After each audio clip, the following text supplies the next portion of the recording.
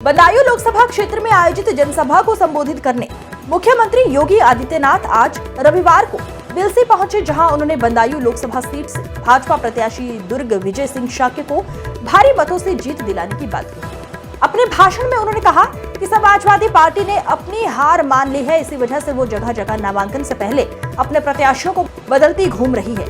आइए देखते हैं रिपोर्ट, जिसमें क्या बोले मुख्यमंत्री योगी आदित्यनाथ। पार्टी ने इतनी बार अपना प्रत्याशी बदल दिया है कि प्रत्याशी देने के पहले, मैदान में अखाड़ा सजाने के पहले ही समाजवादी पार्टी अपना हार मान चुकी है।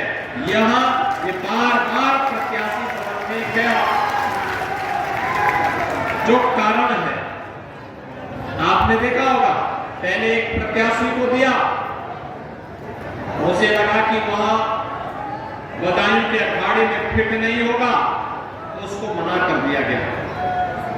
फिर चाचा को दिया, तो चाचा पे उम्र का लगता है ज्यादा बोझ आ गया, चाचा ने पलायन का रास्ता अपना लिया। अब भतीजे पर विश्वास करने का प्रयास हुआ है, लेकिन भतीजे के पांव पहले ही उखड़ चुके हैं।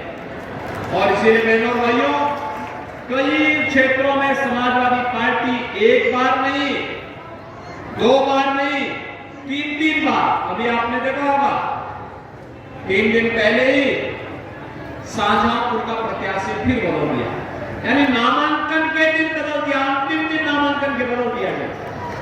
इससे पहले रामपुर में, मेरठ में, और इसलिए जनता जनार्दन कह चुकी है कि प्रत्याशी बदलने से नहीं काम होने वाला है।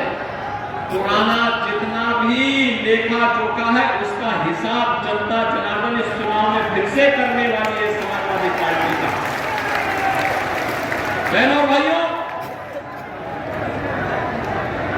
ये पूरा क्षेत्र वेदों की भूमि है, पुराणों की भूमि है, और इस भूमि में भारत की परंपरा को एक नया मार्ग दिखाया, और उसी परंपरा का अनुसरण करते हुए भारतीय जनता पार्टी की सरकार ने इस क्षेत्र में इस स्मृति को जीवंत बनाए रखने के लिए, मां गंगा की स्मृतियों को जीवंत बनाए रखने के लिए नमामि गंगे परियोजना के साथ साथ आप बहुत अच्छी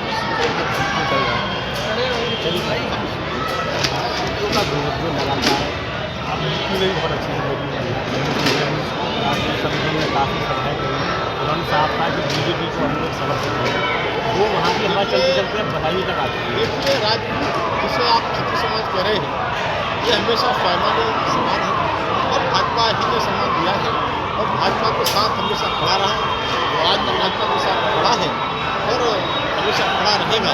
तो कह सकता हूँ कि आज भी हमारे मुख्य सी समाज से आते हैं, जिस तरह से हमारे भारत के सबसे बड़ा सूबा उत्तर प्रदेश उसके मुख्यमंत्री भी है, और 2017 के बाद जैसे इस उत्तर प्रदेश को उत्तम प्रदेश बनाने का काम किया है।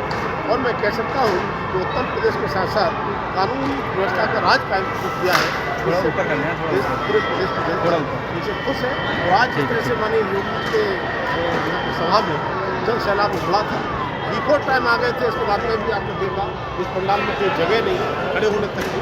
मैं कह सकता हूँ कि आज भारतीय जनता पार्टी की तरफ सभी वर्गों का मतदाता आकर्षित है। मैं कहूँगा प्रधानमंत्री मोदी सबका साथ सबका विकास करें, जिस तरह से 2014 से काम किया है। और आज कांग्रेस बहुत समय से कहते थे गरीबी हटाओ, लेकिन 25 लोग गरीब थे, उन्हें गरीबी से बाहर लाने का काम किया है, और आदमी प्रधानमंत्री मोदी ने किया है।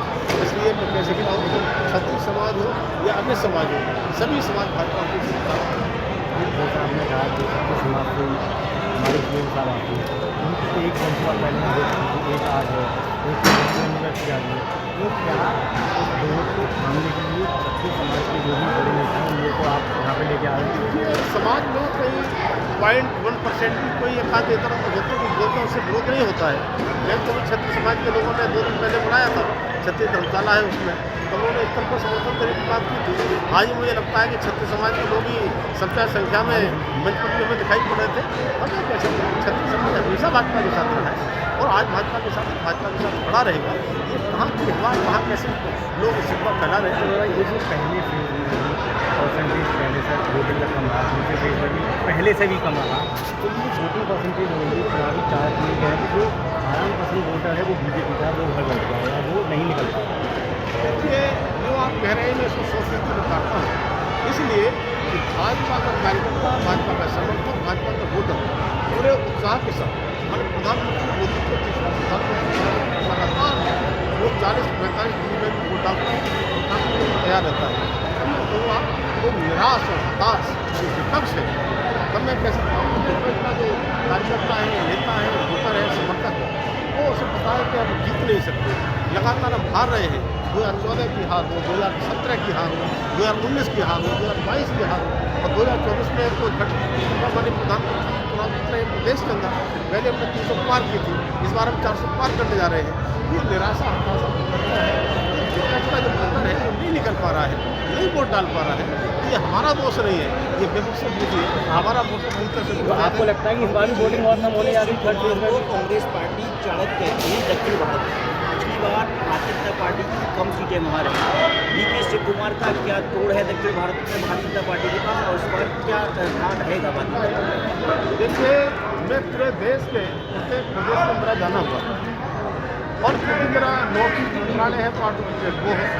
तेलंगाना में मैं क्लस्टर इंचार्ज रहा हूँ और सारे सूबों जैसा मैं गया हूँ। मैंने देखा है जिस तरह से क्रेज आदमी प्रधानमंत्री मोदी का है, उनके कार्यक्रम में उसके रोड शो में और आज